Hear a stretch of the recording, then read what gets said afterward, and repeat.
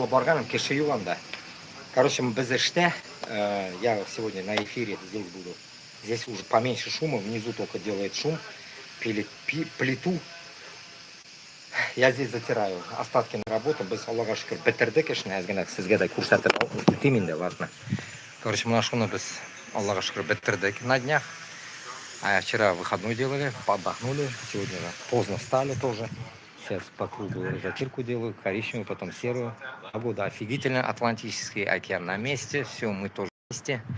Дом тоже, как говорится, ремонт заканчивается, иншаллах. Вот, мы всю плитку свою заканчиваем, в гараже там нижний туалет, короче, делает Ибрагим сейчас, плитку. Я буду за ним затирать потом все это дело. Так что, шумдыхаль, салам алейкум всем. Эфир начинается. Как-то вот так вот будем работать и эфирить. Надеюсь, меня в наушниках слышно. Наушник Абзулган, мин иштилямма. Я слушаю Айсера и работаю.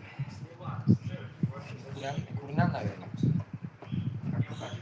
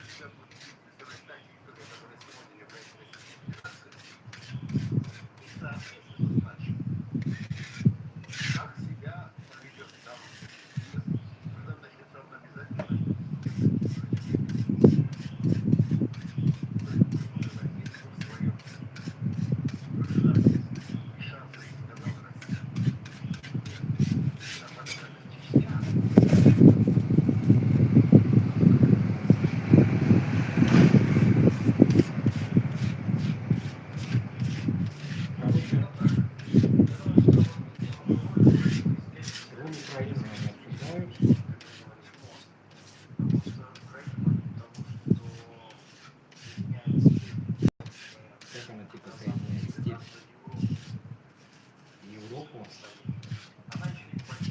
и нас.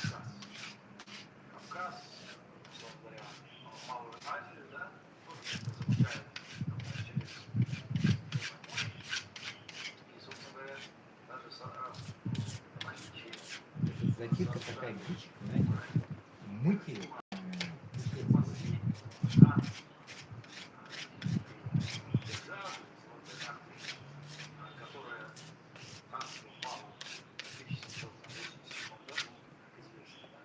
Короче, надеюсь, работает, нет?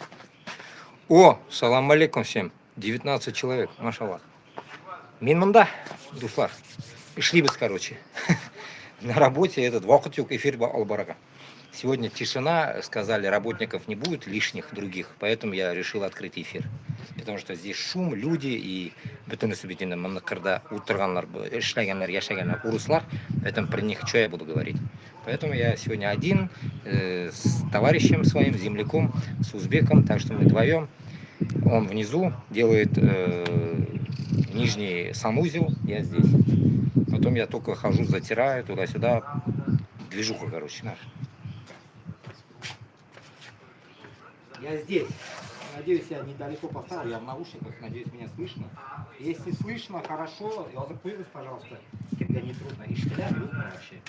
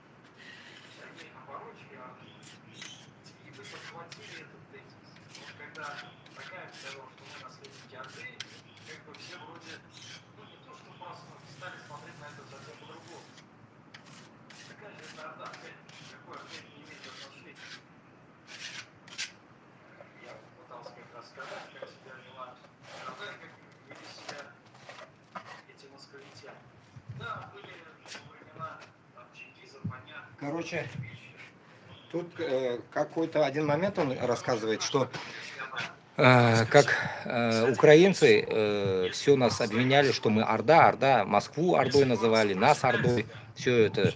И вот этот вопрос он сейчас открывает здесь в своем эфире. Ты татарин, привет. Аллаға шүкір, мен өзбек, башқұрт, татар. Менде 3 қан. Татар тілін де білем, башқұрт тілін генә білмеймін, өзбек тілін де білем. Gaplashib olamiz har xil tilda.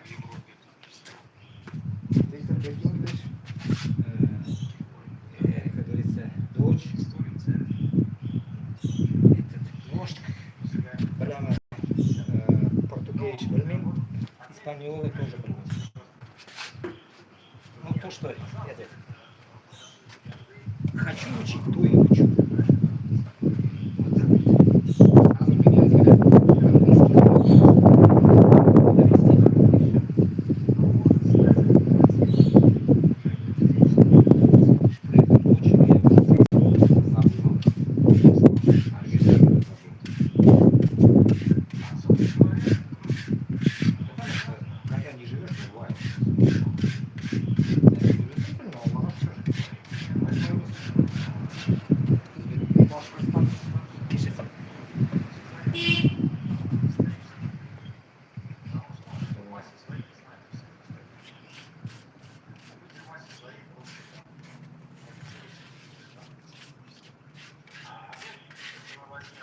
Короче говоря,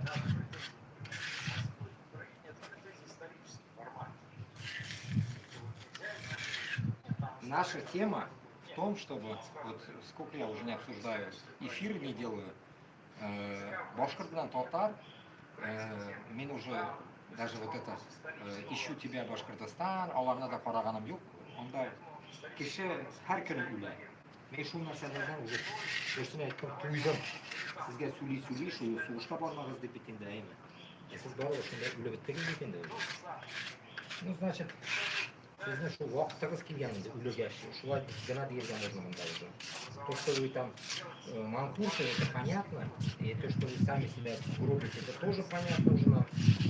Тогда только, значит, boshi qolganlar bilan gina munosabat сөйләшүне алып барырга кирәк. Того есть еще сила воли себя называть татарином или там башкортом или там метисом каким-нибудь, как я. Вот примерно шунгана кешеләр может изменить нашу ситуацию вместе с нами. А калганнарыбыз белән сез үлеп бетәсез, если дальше будете идти по пути путинского режима. Поэтому я считаю, что и Айдер, и Кашапов, и Горбачев, все, которые мы все в одной куче стараемся донести это все, мы ну, как бы не в силе, оказывается, это вам донести. Почему? Потому что кеше үзі алмаштырған дейміз, біз сізді алмаштыра алмаймыз. Біз сізге хужа түгіл, сізді алмаштыру үшін. Сізді миыңызға кірге, сізді башыңызны қатырға. Біз өзімізді тәқдим белән чыгабыз икән, сіз или аласыз шуны, или алмыйсыз. Вот и все. Безгә шул гына мөһим, теге. Шуны колак салсаң, бәлкем тірі каласың. Үләсең килсә инде, безне колак салмыйсың. Вот и все. Татар һәм башкорт телен югалтам или там полностью уничтожить дәсәгез, тоже колак салмыйсыз. И шулай итеп татар теле, башкорт теле югалады бетә. И все. Нәрсәгәдер без моны үзбәк теле югалмый. Үзбәк теле югалмый, моны даже минем менән хәзер эшләгән малай, ул толком урыс телен белми. Үзенең үзбәк телен белә. Нәрсәгә ул шулай? Безнең урыс, безнең татарлар урыс телен кылып беткәннәр. Нәрсәгә шулай? Алар бер кашанда үзенең телендә сөйләшәсе килми, уялалар, әллә нәрсә эшлиләр. Понимаете? Вот об этом задумываться надо, я думаю. Даже ладно, вы тоже там умираете за них, да? За Путина, за вашего долбоящера. Вы умираете, но как-то вот язык для своих детей там как-то так вот нету желания оставить, что ли? Почему даже у каких-то сраных индусов, получается, есть свой язык? Они же не разговаривают сразу на английском. У них есть свой язык, который им дается во всех их школах. А потом только у них второй язык идет английский. А bizda ведь даже o'zimiz tilini mustaqillo bora. O'zimizni tilni yo'qotib degan narsaga ulami deydi. Nag'az bugun men bir qiz bilan so'rasham, ismi Güzel. Ivanovadan. Вроде бы shuni oqilib desang, ayman mana men toparman, men Bulg'ardan deya, Qo'ydan deya, men ashuni deyman deya. Rossiyani men tashlaman deya. Bu aytmay, что Татарстан bilan Boshqirdistonda tashlaman. Bu aytadi, Rossiyani tashlamayman, потому что o'zi Ivanovdan. Men Ивановны unutqanman qoidalarini. Принципиально bugun kartaga kirib qaragan, u между Суздалью и Ярославлем, и там ниже, левее Владимира еще. Деганы, короче, полностью урыс зонасында. Полностью урыс зонасында. Но если хорошо копнуть, может это урыс зонасы түгел, может, я не знаю, Эрзем общая зонасы болған мекен, или Карелияга кірген мекен. Мы не знаем, на какую территорию она попадала, свою, так сказать, истинную, историческую, ну, как сказать, данность. Ну да, я не знаю, сказать, короче, что вот этот момент людей, что они любят Россию, это, ну, предательство для своего народа. Не шла битвы, потому что Россияне син o'zimni Tataristonman, sen Boshqirdistonman deb yoratmasam, Rossiyani sen, ну, так сказать, yoratishingdan to'liq yo'q. Потому что seni jiring tugul. Seni jiring tugul, seni jiring или Татарстан территориясы, или Башкортостан территориясы. Вы можете сказать, Сибирьдагилар, или там еще кое-то тулганлар. Ну, вы просто там попали. Вот как я, допустим, родился в Узбекистане. Понимаете? Я же не могу сказать тоже, я не люблю Узбекистан, да? Вы любите, но истинно откуда вы вышли, вот этот надо, наверное, понимать, да? Я же понимаю, я же не говорю, что я не вышел из Башкортостана, мои родственники не из Башкортостана, они только с Узбекистана. Я же не могу так сказать. Я же знаю, откуда вышли они вообще. Как-то шуай. Оларға, как еврейларда, всегда была отличная тема, если они посчитали Иерусалим своей землей, да, захватив у палестинцев все эти земли, они это как бы принимают как есть, что это их земля. А мы, зная, что мы даже не захватывали, зная, что Татарстан, Башкортостан бизнес-жерлерimiz, мы не признаем его как истинно, так сказать, нашими землями, а вы признаете его в общей сложности как Россия. Но это тупизм, я считаю. Ну, полнейший идиотизм в мыслях ваших и вообще ваших позициях, которые вы хотите прогнать. И это просто даже клише, который просто сидит на сайте знакомств. Понимаете? На сайте знакомств. Обычная девушка, которая по сути даже не предела своей истории, если на то пошло. У нее в голове какая история? У нее в голове только она россиянка. И какая-то там в каком-то поколении татарка. И все. Еще у нее татарский такой погубленный. Она пишет. Я половину слов не могу понять, как она пишет.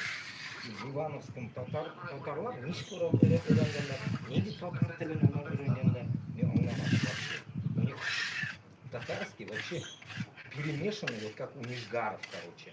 Даже хуже. У нижгаров ЦЦМЦ, короче, если там, а у нее вроде ЦЦМЦ нету, а слова выходят вообще неправильно. Она пишет с ошибками. Даже я, который не учился в школе татарской, пишу хоть более-менее правильно. Так сказать, с буквами, не говоря то, что даже и русскими буквами можно писать татарский правильно. А он вообще не написал. Он ничего не написал. Татарский айтарга может. Вроде бы татарин, но вроде бы дашками, глаза вроде, наверное, по предложению можешь понять, но как будто бы какой-то двоечник пишет в татарском языке. И, ну, так сказать,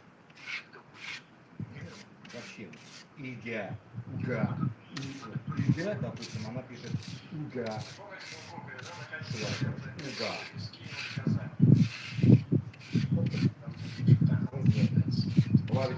Г, а она пишет уга, это получается гя.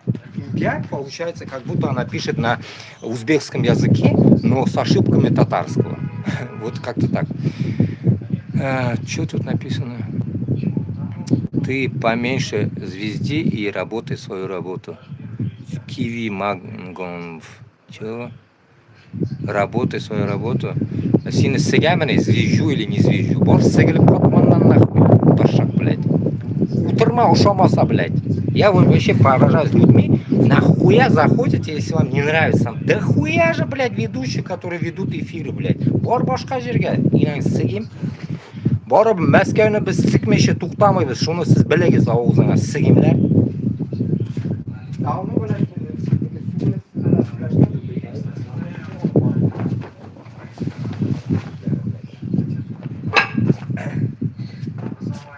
Shlibiz, mana shulay. Bunda вот men tagi xo'jani boshini xurdim bir kuni, короче. Men надеюсь, слышно в наушниках я.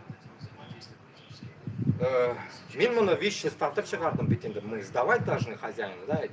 И мында bir qutlaq bosh bizning noyabrini krishdan chiqarib, sibirib chiqargan, вещи sigib tashlagan. Men video oldim da jibardim, men aytdim, og'zingizga siginglar, narsa ishladingiz dedim, bilasizlar. Keligiz naqo, o'zingiz startag'iz dedim naqo. Toshchoqlar biladi. Mana shunday ham bo'lgan endi. Nima bo'lgan? Mayda da qo'yamiz. Damaskasini?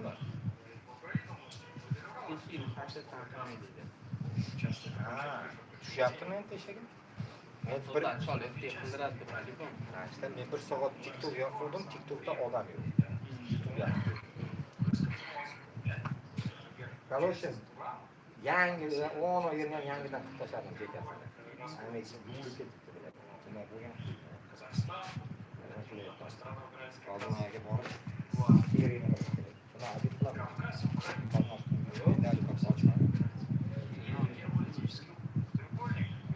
Oradan beri bo'lsa, ay, tushaman. Oradan sut chiqaramiz.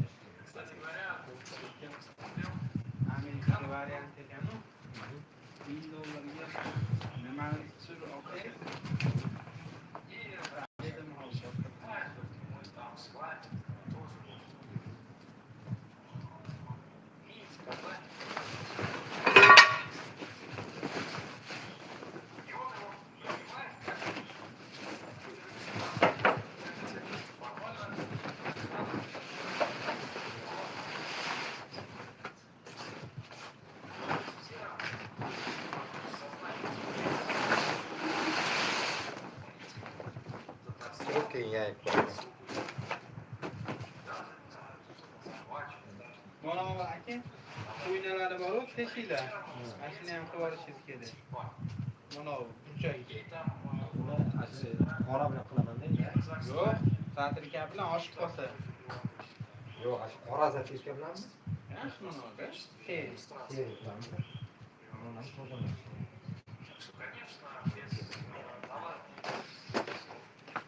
Ha, hozir men korishni o'tib yotib, seriga o'taman deyapman-da.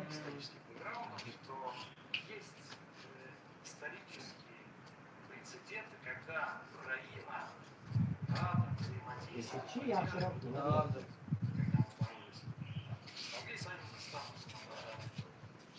Sizlarga vizami yo'q?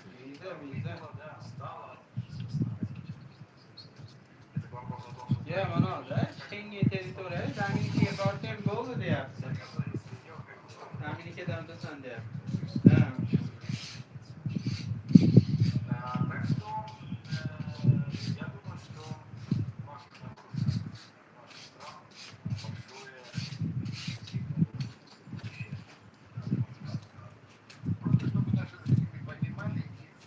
Есть нima yo'q ekan.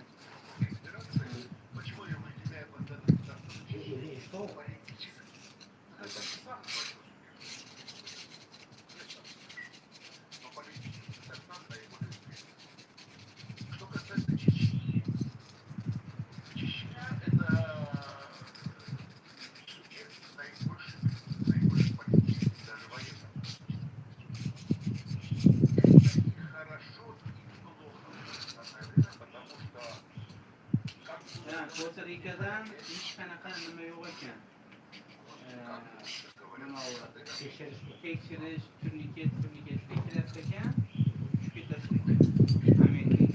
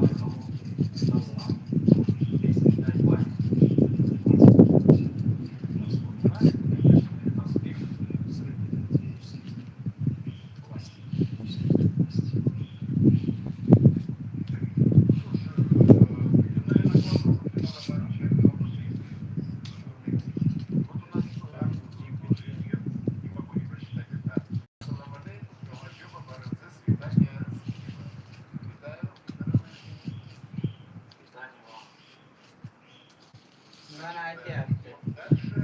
Mana toza pasport bor.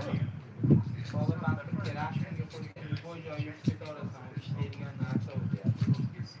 Men ana tanishimga gapirib, nima qilib, blankasini rasmini almashtirib ketib beraman. Faqat pasport yangiroq bo'lishi kerak deyapti. Agar betini almashtirsa deyapti. Shunaqa paytda o'zlariga eski pasportga deyapti, va shu urinib ketgan pasportga sen yangi bir varaqada almashtirsang bilinib qoladi deyapti. Pasportda o'zi blankasi toza bo'lsa deyapti, yangiroq. Sen betini almashtirsang bilinmaydi. Aslida hech qanaqa nimada ishkali bo'lmaydi.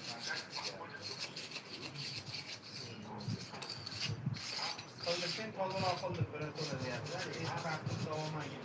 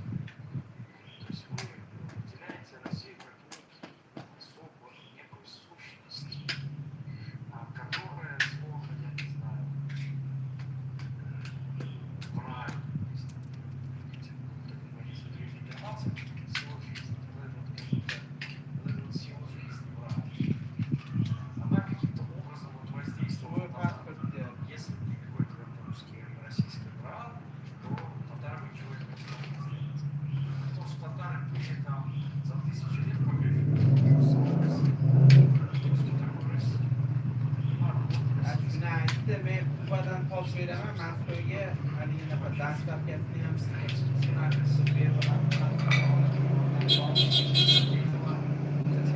bor dedi. Endi ashuni shunday qilib tartibga qo'yib olasiz. Joyiga qo'yib olasiz. Qo'yasiz, qancha qo'ygan qo'yasiz. Любой харизмный.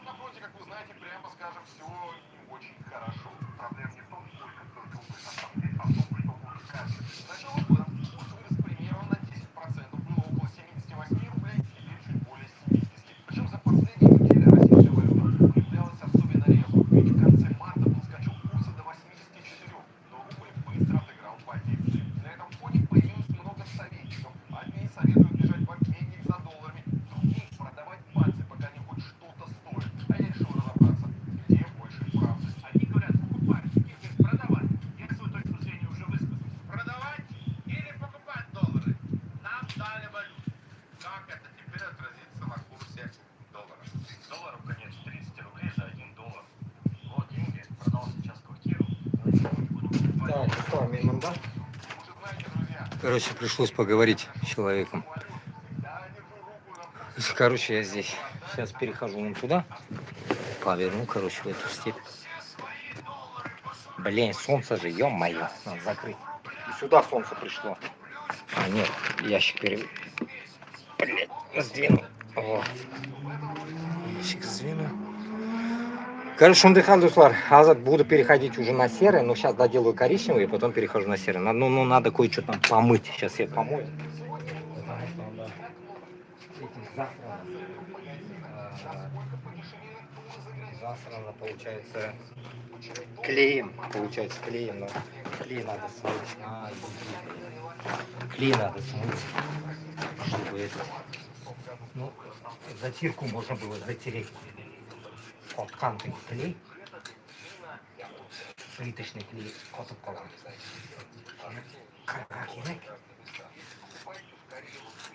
Потому что biz buni tungi qatla ishladik fonarlar bilan. Ularga bu ko'rinmagach gaplar bo'lgan, короче, o'sha.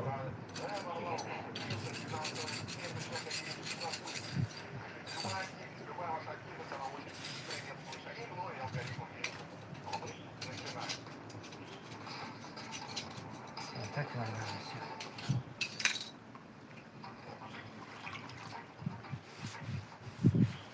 Копочкой моете, короче. Ну, кто говорил, там тяжело работать или что-то, я считаю, это плитка это самая тема, короче. Просто есть места самые трудные, где идет подрезка. Вот шундак она не накосячит. Если у тебя с головой геометрия, физика, это черчением нормально, то ты можешь нормально все делать. Главное подрезать правильно, чтобы не тратить плитку. Вот так вот. Дұрысын айтсам, мен армиядан соң эшләгән едім, шундан бері потом мен никогда на стройку не залазил. Я вообще ненавижу стройку. Но из-за того, что выхода нету, я пошел на такой шаг. Сколько можно уже, блин, ждать, получается, тебе подходящей работы. Здесь нету подходящей работы, которую тебе бы желалось бы делать. А у нас здесь очень хорошо платят.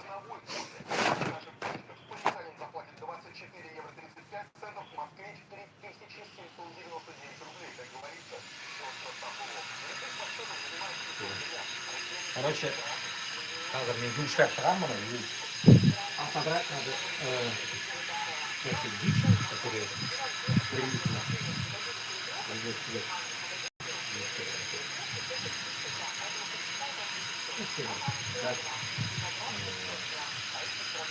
Хорошие фотографии, туда-сюда. Вот это рекламу пускаем, это все было. Как свои, так сказать, движухи. Кидаем на Facebook рекламу, и оттуда клиенты потом нам пишут. У нас все занятия перезаказа, которые не они гонятся человека. У них документы не сделаны. Поэтому мы не хотим их ждать. Если все правильно передать. Будем сюда поехать.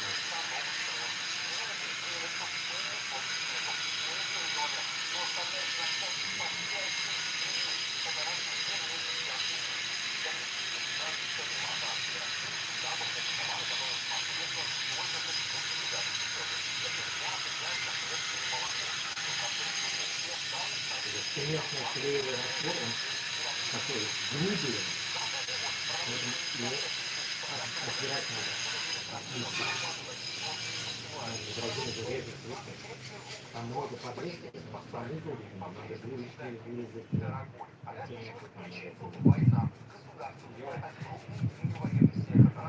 вырезать. Закладывается в цену обычных продуктов на полках Сбербанка. Все люди, которые получают зарплату, снаряды, патроны, дроны, ракеты, они все получают зарплату не себе в магазин. Это Максим Бланк, экономический обозреватель и аналитик. Говорят, что они возят украинских российских властей и экспортеров. То, что они производят, не штатом, нам не шахматом. И на эти Начала ритм, да, ваша. соответственно, вот вам Именно мандат херовый, потому что фактор, который вы ставите. материалами Рубль укрепляется ресурсы, вопреки есть всем материалами, прогнозам. Как поэтому вы надо знаете, за последние самому несколько не лет собой российскую валюту хоронили неоднократно. Ну, просто встретите на плюс, грани. На нем тут мы регулярные эфир, резкие взлеты, затем плавные владелец откаты. Взлеты каких-то приезжает крупных на событий, потрясения. Например, начало вторжения или нападения России на Украину. В очень последних больших ценится месяцах выпал большой осень плюс. 24 года, когда доллар Есть торговался правило дороже американцев 100 рублей. Это была реакция на новые санкции предыдущей американской администрации. вывод Байден вел их против тех, кто до революционной России. мощи не Началась вообще паника. А вместе с ней появились утешительные прогнозы, мол, дальше имею будет деда и только лучше. В перспективе курса пока средств для серьезных подвижек в геополитической обстановке, а также устойчивых и сильных изменений котировок нефти, рубль может продолжить умеренно дешеветь из-за накопления негативного эффекта санкций. Доллар к концу года может находиться в районе 115 рублей. Дмитрий Бабин, аналитик БКС «Экспресс», 28 декабря 2024 года. Прогнозы, которые разные эксперты давали в прошлом году, тоже были не очень оптимистичны. Большинство склонялось к тому, что доллар закрепится в отметке 100, а в некоторых СМИ вовсе пророчили 150 рублей за доллар. Короче, сплошной алармизм. В силу рубля верили немногие. Но за прошедшие 1,5 года столько всего случилось, что те алармистские прогнозы уже как-то не принято вспоминать. Сами посудите. Сначала пришел Трамп и вколол мощную инъекцию оптимизма. Вот сейчас он все решит со своим другом Владимиром, и война закончится. Рубль весной 25 года укрепился. О трехзначных значениях никто уже даже не заикался. Осенью отношения между Путиным и Трампом немного охладели. Помните, как в октябре США снова ввели санкции против Лукойла и Роснефти? Рубль снова стал слабеть, но уже не так сильно, как при Байдене.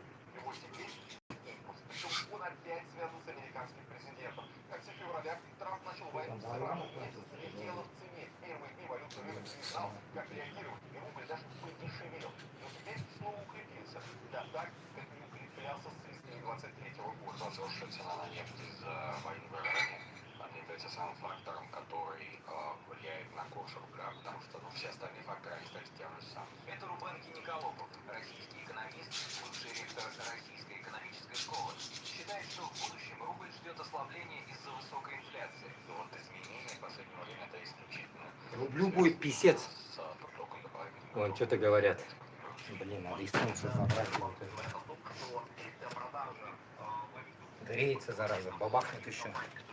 Центробанк выросли практически в 3 раза за апрель месяц до 7,5 миллиардов долларов. Это Владимир Баркише, Павловский, Рахмат, экономист, биржевой правда. финансовый аналитик. Уверен, что крепкий курс рубля создает существенные проблемы для Кремля, но в долгосрочной перспективе ожидает падение курса национальной валюты. Вот этот избыток валюты, предложение валюты усиливает как раз укрепление рубля там до 70-71 рублей за доллар, и рубль на самом деле даже может еще укрепиться. Хоть это и несет большие угрозы, создает большие проблемы для бюджета, для Минфина, это бьет по российским экспортерам, рушит выручку нефтяников, угольщиков, металлургов, сельхозпроизводителей, сокращает доходную базу федерального бюджета.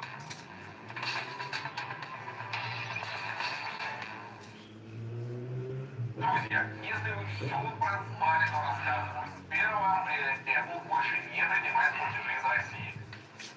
Если раньше можно было закидывать деньги на Apple ID через мобильный счет, то теперь и это прикрыли. Операторы просто отключили такую возможность. Но я знаю решение, после которого вы точно скажете: о, Чиназис, сюда. Потому что компания Чиназис открывает вам криптокарту прямо в Телеграме. С нее вы сможете оплачивать Apple Store и любые другие сервисы типа Netflix или ChatGPT. К тому же у вас наконец-то будет работать Apple и Google Pay в любой точке мира. Все операции происходят в одном боте. Там же вы можете пополнять карту рублями и криптой. Кстати, теперь вы можете открыть физическую карту, чтобы снимать наличные. Переходите в бот по ссылочке в описании и вводите мой промокод Варламов. Он подарит вам скидку целых 50%. Как делать не знаю. Мы тоже не знаем. Надо обращаться по почте вот этих стран, делать визу, все есть. Потом дальше мы сюда проведем наши меры. Вообще, связь между ценой на нефть и курсом рубля всегда была очень прочной. Все просто. Россия продает нефть за валюту, экспортеры получают доллары, юани, рупии, ну или чем там сейчас с ними расплачиваются. Чтобы платить налоги, зарплаты и покрывать прочие расходы внутри страны, часть этой валюты продается. На рынке становится больше иностранной валюты, и доллар дешевеет относительно рубля. Соответственно, чем дороже нефть, тем выше выручка компании. А нефть действительно очень сильно подорожала.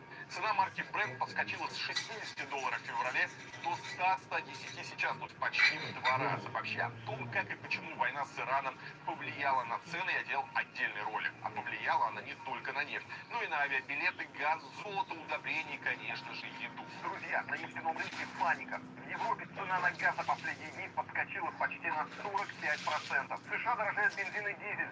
Южная Корея вводит того в цен, чтобы они просто не улетели в космос. Но вы спросите, а как же санкции? Вопрос действительно хороший.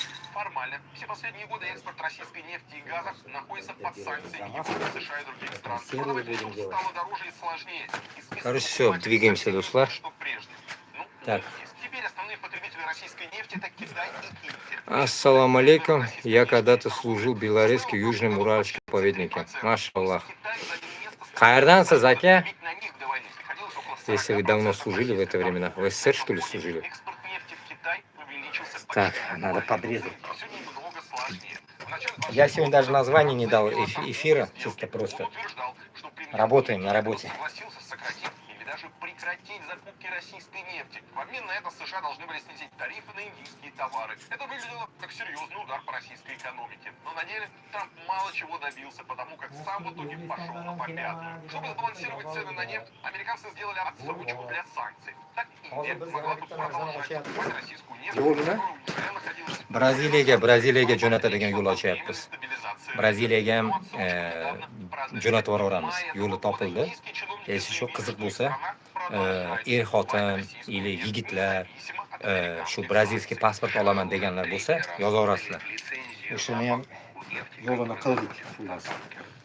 Всякий раз перед продлением этой лицензии, которую выдается на 30 дней, они заявляют, что нет, они больше продлевать не будут, тем не менее продлевать. Это существенный фактор, который позволяет индийским и не только индийским компаниям покупать российскую нефть. Для России это снижение рисков, связанных с поставкой, с возможностью там ареста танкеров, задержания и так далее. Главная проблема для России — это не санкции, а атаки дронов в ВСУ. Всю весну украинские беспилотники взрывают нефтяные терминалы и порты в европейской части России. Эксперты подсчитали, что к середине мая Украина вывела из строя почти четверть всех мощностей по переработке нефти в России. Плюс удары непосредственно по наливным терминалам, там, где заполняют танкеры нефтью. В Новороссийске, Усть-Луге и Приморске. В апреле экспорт российской нефти из портов на Балтике упал до минимума за 15 лет. Это влияет на продажу в долгосрочной перспективе. Но в масштабах страны потери не такие существенные. Речь о нескольких процентах. Это всегда тяжело узнать,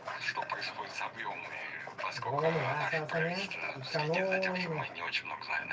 Опять же, из того, что мы видим, объемы упали из-за проблем с тем, что действия украинских военных, они стали более эффективными. А в последнее время объемы, они, судя по всему, на самом деле примерно такие же, поскольку никаких новых масштабных ударов в последнее время, которые бы повлияли на объемы. Так что это, видимо, не было. На самом деле, рубль укрепляется не только из-за нефти. Один из факторов — высокая ключевая ставка. Центральный банк в свое время задрал ее до 21%. Сейчас опустил до 14,5%. Но это по-прежнему очень много. Выше, чем до войны. Почти в 2 раза. Почему это важно? Ключевая ставка — это процент, по которому ЦБ дает долг другим банкам. И она определяет, сколько процентов вам начислят по депозиту или по кредиту. Ставку подняли, чтобы придержать инфляцию. Когда процент по депозиту высокий, выгоднее держать деньги на банковском счете. И вы вместо того, чтобы спустить всю зарплату, например, там, в магазине, придерживайте эту сумму и не провоцируйте более быстрый рост цен. Соответственно, это снижает дополнительный спрос на товары. Но при этом держать сбережения в национальной валюте становится выгоднее, чем в иностранной. Люди видят там в банках 10-12% годовых. Хорошая доходность. В валюте депозиты почти ничего не приносят. Так что граждане кладут рубли на счет, вместо того, чтобы покупать доллары или евро. Спрос в обменниках падает, а значит и курс идет вниз. Ключевая ставка является краеугольным камнем в создании видимости макрофинансовой стабильности. И если ставка будет снижаться, на Набиуллину давит, чтобы она ставку Если экономика гибнет, малый бизнес, то люди могут начать изымать из банковской системы, побегут вкладчики в банки, пытаются снять деньги, чтобы их, соответственно, там либо вывести из банковской системы. Вот тогда начнется усиление тенденции по снятию денег с вкладов. Люди могут начать покупать, и мы видим, уже усиливаются покупки и иностранной валюты. Уже с февраля примерно 2025 года, то есть с момента инаугурации Дональда Трампа пошли деловых изданиях, ключевых The Journal, Financial Times, статьи о том, что крайне высокий уровень ставок в России и борьба с инфляцией Центрального банка делают очень привлекательными вот эту ситуацию. Да, грубо говоря, взять кредит в долларах, в юанях, в евро под 2,5, 3,5, 4% годовых, а разместить его на рублевой депозит. Спрос на валюту падает не только у обычных граждан, но и у бизнеса.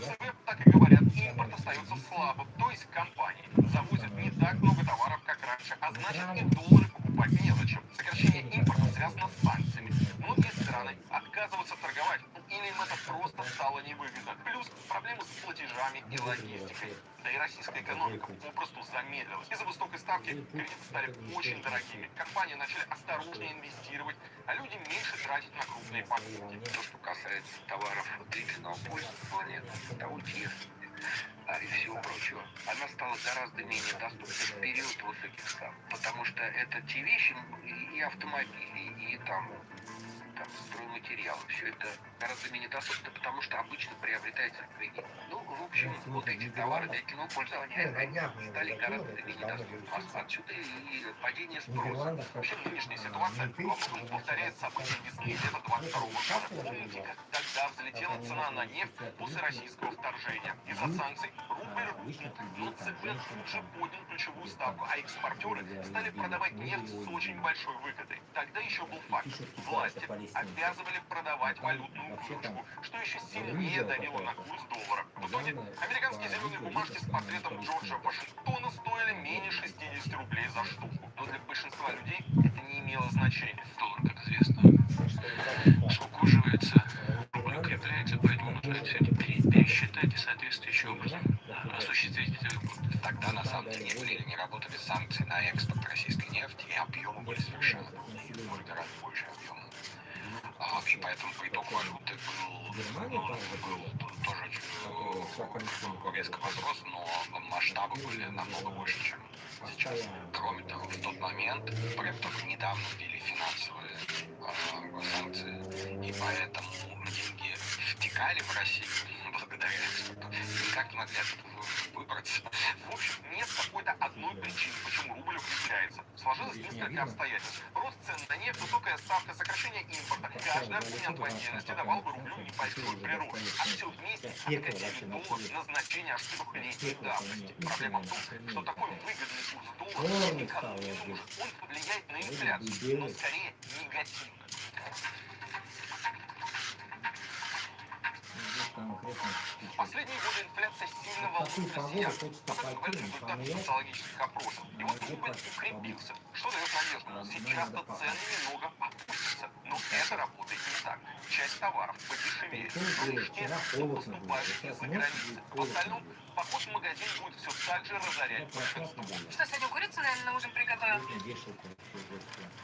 600 рублей курица стоит. Салат лучше сделаю. Ну, хоть огурцы поедим. Блин, за огурцы. Вообще, хотите верьте, хотите нет, но в 2025 году в России инфляция составила 5,6%. Думаю, каждый, кто хоть иногда ходит в магазин, скажет, что это неправда. Это даже признает Центральный банк, который иногда проводит опросы населения. Цифры говорят, что жители ощущают рост цен на товары, хотя формально он не такой большой. Это как температура. На градуснике 0, а по ощущениям минус 7. Это так называемая воспринимаемая инфляция. И она в прошлом году приблизилась к 15%.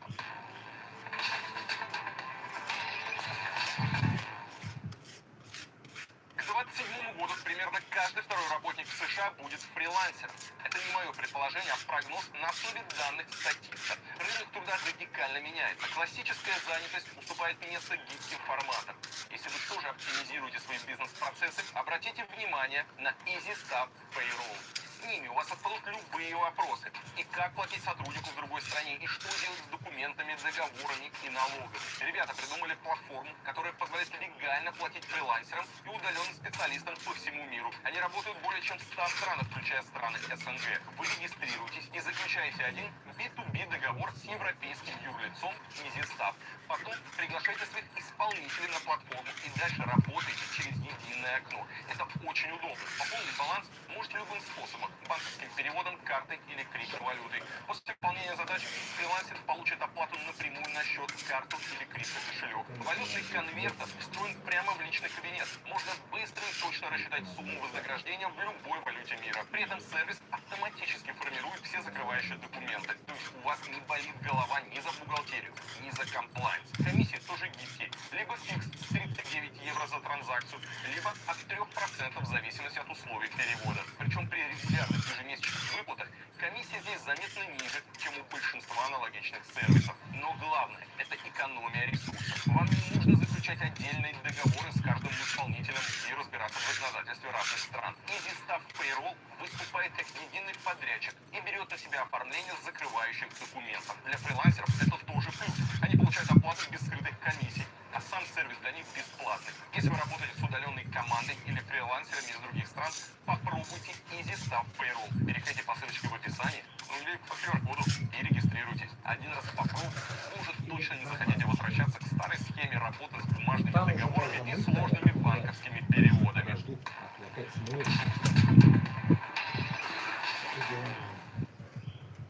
Курс рубля, конечно, тоже влияет на цены. Обычно это ощущается в момент резкого подорожания доллара. Речь прежде всего об импорте, в том числе техники. Обычно как бывает? Как только происходит резкий скачок, продавцы тут же обновляют цены на гаджеты. В конце 2024 года, когда рубль упал, техника резко выросла в цене. Маркетологи говорили о подорожании на четверть, но эффект был временным. Как только курс валют опустился, цены тоже пошли вниз. Сейчас они тоже падают. Какой у нас самый народный экономический индекс? Конечно, цена новенького айфона. Так вот, 17-я модель за последние месяцы подешевела на 25-30%. Базовая версия Samsung Galaxy S26 стала на 5-6% дешевле. Понятно, что тут есть сезонные факторы. Спрос обычно выше перед Новым годом. Но в целом магазины и маркетплейсы довольно четко реагируют на колебания курса. Проблема в том, что одним только айфоном не будешь. Конечно, есть импортные продукты, чай, кофе, некоторые фрукты, оливковое масло, алкоголь.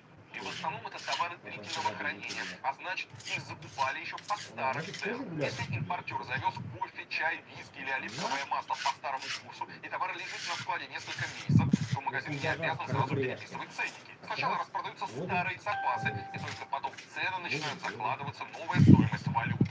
На это могут быть недели или даже месяцы. Вот крепкий рубль – комментарий попытки хоть как-то удержать, затормозить инфляцию за счет того, что крепкий рубль приводит к удешевлению импортных товаров, которые прежде всего завозятся, конечно, там через Китай, все эти там автомобили, запчасти, какие-то мебель, электроника, смартфоны, телефоны, какие-то комплектующие, прочее. На самом деле это сейчас действительно очень тяжело отследить, просто из-за того, что очень высокая инфляция. На самом деле они падают, просто мы это не замечаем, потому что их падение, они не так быстро растут. Рубль не укрепляться, то еще бы хуже с точки зрения инфляции. Высокая инфляция, она сглаживает, это становится не так понятно, потому что на самом деле, конечно, все цены растут, это укрепление рубля, цены на импортные товары растут не так быстро. И все же продуктовая корзина россиян в основном состоит из местных товаров. Да, часто они зависят от импортных семян, техники, оборудования или упаковки. Но даже это не гарантирует снижение цен. Причин, почему еда в магазинах как минимум не подешевеет, хватает. И крепкий рубль на это мало влияет. Главная причина – производители, и без того растут расходы. Дорогие кредиты, подорожавшее топливо, повышение налогов, зарплаты, логистика – все это рублевые издержки. Курс доллара на них почти не влияет. Плюс продукты – это рынок с длинным циклом производства. Картофель, который вы покупаете сегодня, часто выращивали еще в прошлом году. Семена, техника и расходники закупались тогда, но совсем другие. Так что даже если рубль укрепится, эффект от этого, если он вообще будет, проявится далеко не сразу. На самом деле, укрепление рубля, оно способствует снижению инфляции. Стоит, потому что Просто это чисто. изначально цены Я товаров, поддержку допустим, если у вас конкурирующий товар, наносится, постройка, ну, это придерживать свои цены. очень долгий период. И даже если товар в Торговля России, быстро. но он конкурирует с Вложись хоть сколько, столько и выпустишь. Так получается. Еще один важный фактор – инфляционные ожидания. За последние годы россияне привыкли к Вроде бы работает, только расти. деньги очень много, но если ни хрена не видишь. Всегда становится что-то удешевлять. Большом Потому что начинает дорогать чуть от заказа до заказа. Укрепление рубля скорее саботирует продовольственную инфляцию, Торговля разворачивает ее назад. все от тебя В начале зависит. года инфляция в России вообще Сколько была ты очень сможешь высокой. продать. А здесь ты физически не сможешь сколько делать, сколько ты хочешь заработать. Время. Сейчас рост ставки в курсе Время – это деньги.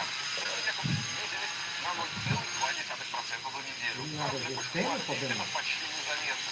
немыслимые, Дешевеет в основном чтобы товар. больше заработать. Подходы, электроника, Чтобы время, которое ты теряешь, можно пройти. оно А вот откладывается. смену необходимо. Но люди не подумают. Лекарства, как минимум, Свои цены. остаются на прежнем уровне. А часто Люди сейчас продолжают сейчас дорожать дальше. То точно ли влияние курса И то рубля? мы не дешево делаем. Смотрите, Мы какие-то сейчас по этому условию самые дорогие. Ну и плюс еще это курс рубля, плюс не очень хорошее положение доходов населения. Да, то есть люди продолжают и так. Спрос по-прежнему в подавленном состоянии. Впрочем, крепкий рубль на руку тем, кто по-прежнему получает доход в России, но живет за границей. Хоть во Франции, хоть на Бали. Еще несколько месяцев назад, например, в сентябре 25 года, условные 100 тысяч рублей превращались в 1176 долларов. Сегодня это 1400. Братья согласились. Это тоже так. Впрочем, на условный курс Это цена пора. сильно повлияет. Там это дешевле, там это дороже. Стратегия бизнеса. Логистика стала сложнее. Поэтому в лучшем случае релокации вышли в ноль или Примерно как торговля, но чуть-чуть все равно отличается.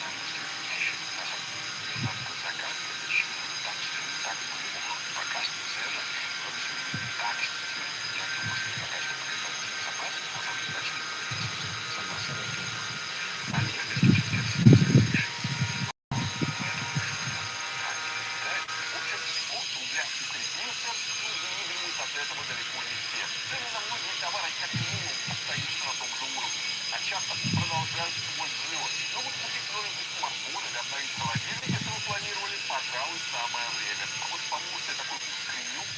Вопрос. Помните, как весной 22 года Путин гордился? В России рубль укрепился, значит, все в стране хорошо. Укрепляется и курс национальной валюты рубля.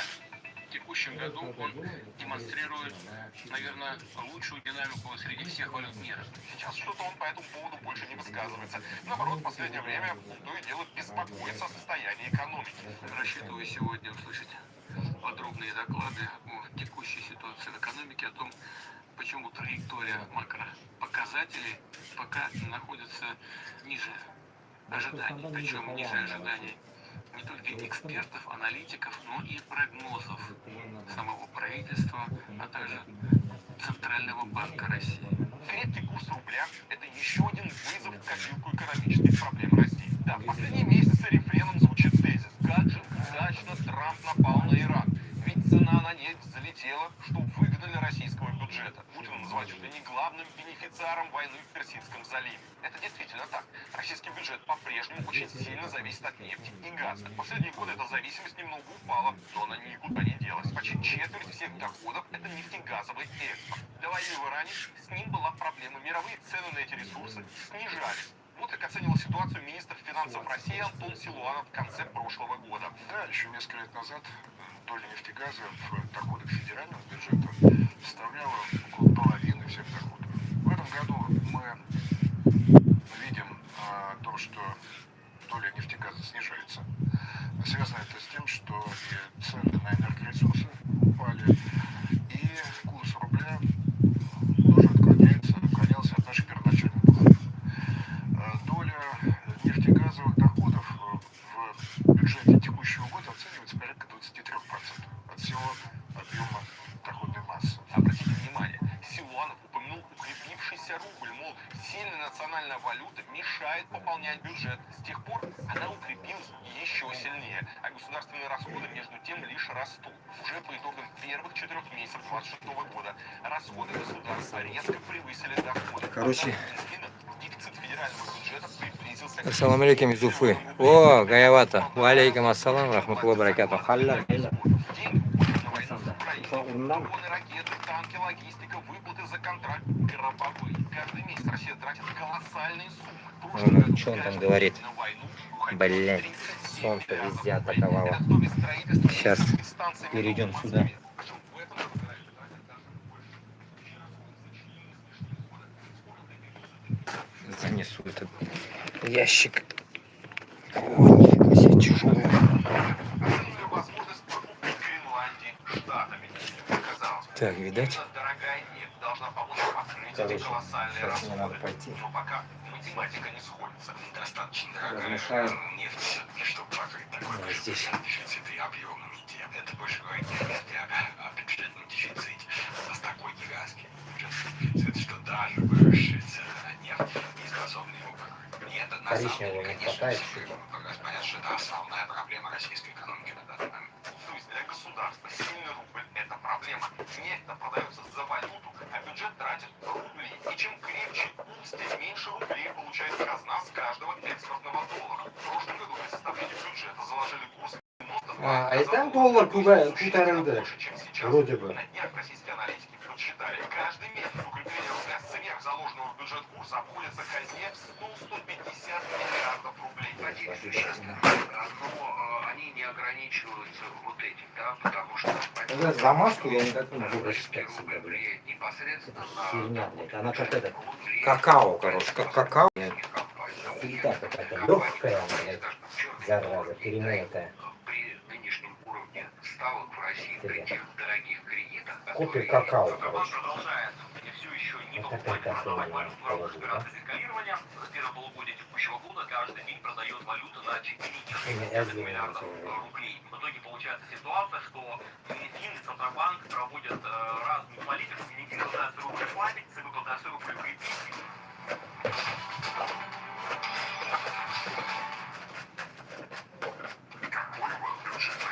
Какая нейросеть озвучивает закадровый текст в наших роликах? И кто все-таки согласовал Холокост? Друзья, не переживайте, я не сошел с ума и не перепутал текст. Все эти вопросы реально возникают в моих командах во время рабочего процесса. Если хотите знать ответы на них и вообще быть в курсе внутренней кухни продакшена, милости прошу в закрытый телеграм-канал Варламов Плюс или на мой Patreon. Там можно общаться со мной напрямую, первыми смотреть новые ролики без цензуры и рекламы. А еще задавать любые вопросы о видео. И мы с командой на них обязательно ответим. В плюсе можно увидеть, как мы работаем над роликом, какие мемы кидаем в рабочие чаты и какие внутренние штуки собрали больше всего смеющихся эмоций. Я часто выкладываю в плюс эксклюзивы для моих любимых подписчиков. Этих видео не будет на основном канале. Вы больше нигде их не найдете. Впрочем, чтобы быть в курсе всех скандалов, интриг и расследований нашего продакшена, скорее подписывайтесь на телеграм-канал Варламов Плюс или в Patreon. Пишите, что думаете о последних роликах, и обязательно обсудим.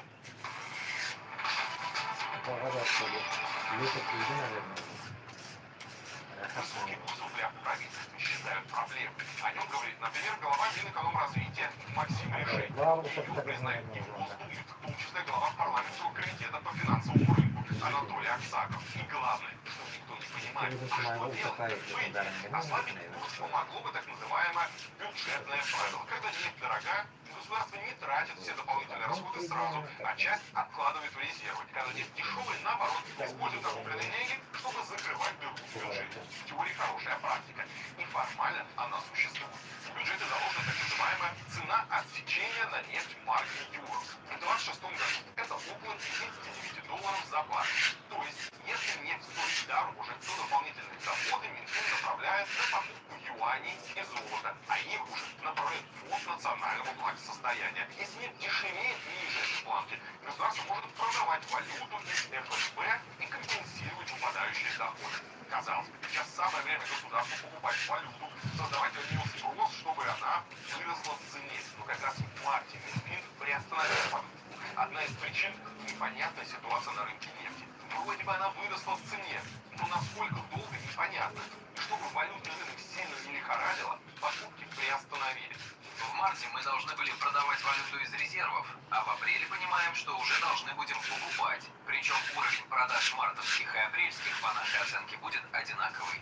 Никто не собирается отказываться от бюджетного правила. Наоборот, мы видим необходимость его корректировки с точки зрения более жесткого подхода к определению базовой цены. Антон Силуанов, министр финансов России, 16 апреля 2026 года. Впрочем, возможно, есть и другая причина, почему государство не покупает доллары. Покупать не на что. Сейчас все сверхдоходы нужны, чтобы закрывать бюджетную дыру. Получается, чем выше доходы экспортеров, тем больше валюты приходит в страну и тем крепче рубль. То есть не менее существенную роль играют эти доходы для российского бюджета. И это было бы нормально, если бы государство не находилось в постоянном поиске лишней копейки. Эксперты считают, что можно попробовать повлиять на курс другими способами. Например, опустить ставку Центрального банка. Но это вызовет рост инфляции. Предпринимателям станут снять кредиты. Они будут активнее тратить деньги, провоцируя спрос. Цены увеличатся. А это значит, что государственные расходы тоже придется поднимать. В том числе на войну. На языке шахматистов это называется сван, когда любое решение плохое. Так что сейчас единственное, чем может помочь Кремлю крепкий рубль, так это вопросы закупки импортных комплектующих для оружия. Я не думаю, что это существенный для этого фактор. Это помогает им несколько сократить расходы. У ВПК довольно значительные расходы и на внутреннем рынке, а там цены не очень останавливаются. Тем не менее, да, военным заводам гораздо проще вкладываться в те государственные расходы, которые предусмотрены федеральным бюджетом. Получается, что крепкий рубль говорит скорее о слабости российской экономики, чем о ее силе. Я бы даже сказал о ее беспомощности. Ведь выйти из этого тупика своими силами сложно. Не может Центробанк нарисовать какой угодно курс. Он может повлиять на него, но ресурсов для этого нет, потому что все вырученные доллары ведут на то, чтобы закрыть дыру в бюджете. Сегодня экономика России замедлилась, импорт сократился, а прибывающие в страну доллары и юани приходится тратить на войну. Путин и правительство наверняка мечтали, чтобы цены после затяжного падения наконец-то снова выросли. Но результат получился, если не отрицательным, то практически нулевым. Если исключить из этого уравнения расходы на бессмысленную войну в Украине, ситуация была бы совершенно иной. И сейчас вопрос лишь в том, как долго рубль будет укрепляться.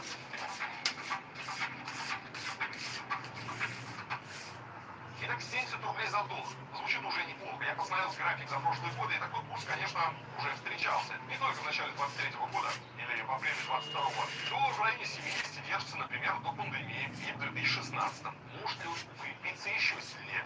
Похоже, что да. Но насколько сильно? Вы меня знаете, и, конечно, я жду ответ в 41. В Российской Федерации все может произойти. Другое дело, что я лично рассматриваю сценарий как маловероятно.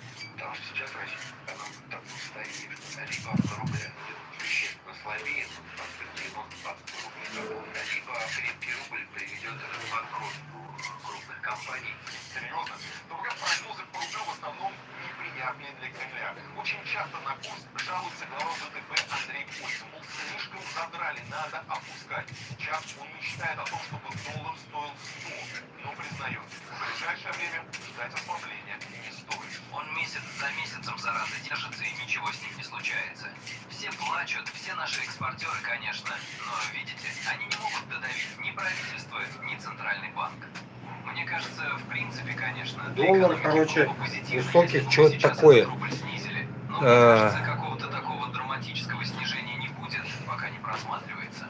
Андрей Костин, председатель правления ВТБ, 22 апреля 2026 года. Свой прогноз на днях озвучил уже знакомый нам депутат Госдумы Анатолий Аксаков. Он тоже считает, что слабеть рубль не будет. В целом, на мой взгляд, планка в 65 рублей – это то, о чем мы можем говорить с определенной долей уверенности, с учетом того, что сохранится текущая динамика, конечно. Но и вариантов, при которых цена доллара понизится еще сильнее, исключать нельзя. Анатолий Аксаков, глава Комитета Госдумы по финансовым рынкам, 21 мая 2026 года. Если почитать аналитиков, то у них довольно размытые и осторожные прогнозы.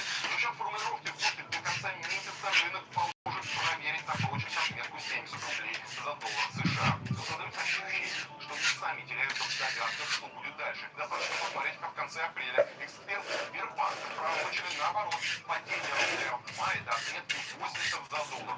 Но прогноз не сбылся. Не только у меня не сбываются прогнозы.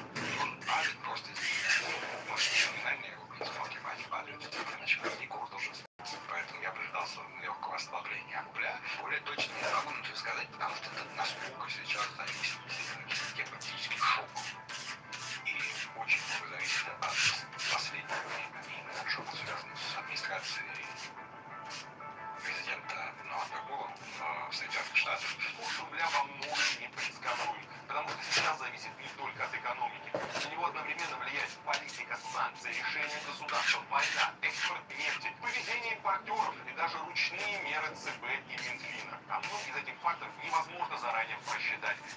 последнее время эксперты много раз ошибались. Даже в том же декабре 24 года, когда некоторые предрекали доллар по 150 рублей. То есть в 2 раза дороже, чем сейчас. И, конечно, самый сложный вопрос. А что делать людям? Продавать валюту, пока она еще сильнее не упала. А если скупать, то какую? Доллары, евро, юани, а может быть фунты? Я вдруг советовался как бы один способ, когда вы не знаете, что делать. Ложите соломку во все разные места, диверсифицируйте надо. Но опять же, надо знать, в чем вы получаете зарплату, да, ну доходы, не обязательно зарплату, и в чем расходы. Понимаете, если у вас доходы в рублях, расходы в рублях, то вам все равно, что там происходит.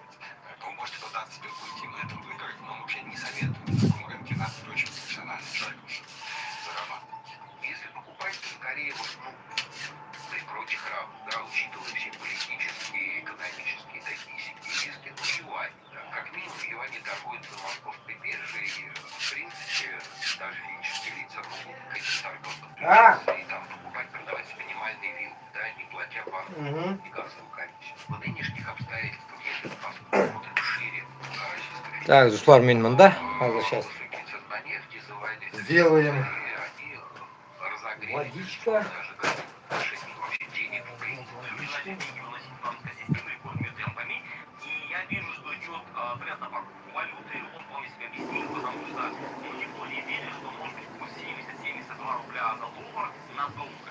Да, в моменте может быть будет 68, даже 65 рублей за доллар могут нарисовать, но ценой еще большего разрушения экономики, бюджета и превращения всей экономики в такой один сплошной токсичный убыточный актив. Покупка долларов сегодня это риск. И дело даже не в курсе, не нормально. Все американские Сейчас, купюры Руслан, одинаково вот здесь. законы. Хоть старые банкноты 40-летней давности, хоть новые. Но на практике рынок разделился на хорошие и плохие доллары. Больше всего ценятся новые 100-долларовые купюры, выпущенные после 2013 года. Именно их охотнее принимают банки. А вот со старыми банкнотами возникают проблемы. Некоторые банки берут комиссию за обмен старых серий, другие предлагают менее выгодный курс. А где-то такие купюры вообще не хотят принимать. Причина – санкции и проблемы с поставками наличной валюты в Россию. Новые доллары поступают в страну ограниченно. Банки фактически начали сортировать валюту по качеству. В итоге покупка наличной валюты в России стала куда менее предсказуемой, чем раньше. Думаю, не каждый человек в нашей стране легко определит, какие доллары старые, а какие новые. Причем проблема не только в России. В некоторых странах тоже иногда не хотят принимать старые баксы. Эти доллары в Египте могут просто не принять, и это не шутка. Ты можешь приехать в Египет с деньгами и в один момент услышать... Sorry, we don't accept these dollars. И ты стоишь и не понимаешь, как так? Доллар же есть доллар. Хранить валюту на счете в российском банке тоже риск. С марта 2 ЦБ несколько раз продлевал ограничения на выдачу долларов и евро. Кроме того, многие банки после санкций начали вводить комиссию за хранение валюты. И если вы решите поменять доллары на рубли, делать это придется только по внутреннему курсу банка. А уже о том, чтобы потратить их где-то за пределами России, думаю, и заикаться не стоит. Карты МИР почти нигде не работают. Перевести в иностранный банк тоже отдельный квест. Выходом может быть криптовалюта. А если быть точным, стейблкоин. Это такая крипта, которая привязана к курсу определенной валюты. Самый известный стейблкоин USDT. Он привязан к американскому доллару. Тут тоже есть риски. Например, если вы храните крипту на бирже, ее всегда могут заблокировать без особой причины. На так называемом холодном кошельке, который принадлежит только вам, держать крипту безопаснее. Ну и выводить оттуда крипту порой сложнее. В общем, выбор за вами, покупать валюту или нет. Могу лишь посоветовать быть начеку. Курс рубля в любой момент может пошатнуться куда угодно. Подпишет Трамп сделку с Ираном, и будет совсем другая цена на нефть. А значит, и курс изменится. Или если ЦБ резко понизит ключевую ставку. Или если Путин решит, что пора мириться с Зеленским. Или если на Россию обрушится еще более мощная волна санкций. Каждое событие по-своему скажется на курсе валюты. Пока же очевидно одно. Государству не нравится нынешний курс. Просто пока сделать с этим ничего не могут. С таким рублем не закрыть брешь в бюджете и сложно продолжать путь с Украины. Так что это хорошие новости для многих антивоенных россиян. Пишите, друзья, как крепкий рубль повлиял или наоборот не повлиял на вашу жизнь. Может быть, вы вообще получаете зарплату в валюте, теперь страдаете. Или наоборот, запланировали отпуск на море подлиннее, раз он стал доступнее. Вы какой курс ждете в ближайшие месяцы? Пишите ваши прогнозы, а позже узнаем, кто самый дальновидный и прозорливый. А пока, друзья, ставьте лайк этому видео и проверяйте подписочку на канал. Остаемся на связи.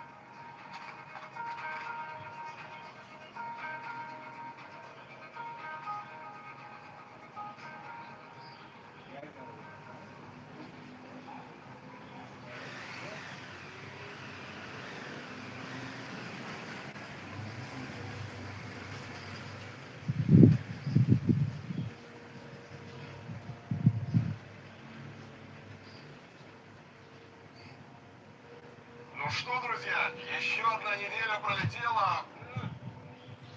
Надеюсь, вы скучали, надеюсь, вы ждали это воскресенье, чтобы мы снова с вами встретились. Я ждал, я вас всех очень люблю, друзья. Как прекрасно, что мы можем с вами встречаться. Как прекрасно, что вы, мои любимые, замечательные зрители, возвращаетесь сюда. Как поется в одной песне, помните там, и кто-то очень близкий тебе тихонько скажет, как здорово, что все мы здесь сегодня собрались. Да, друзья, просто роскошно, что все мы с вами здесь сегодня, в это воскресенье, собрались. В ближайшие несколько часов мы будем обсуждать весь происходящий в мире.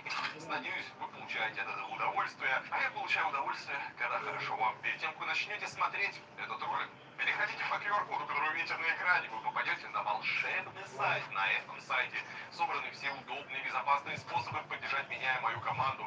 Помните, что сегодня мы работаем только благодаря вам, только благодаря вашей поддержке регулярно выходим. Надеюсь, полезный и важный для вас контент на моем канале. Поэтому еще раз не ленитесь, переходим по QR-кодику, выбираем Мороженое любой на способ и становимся спонсорами.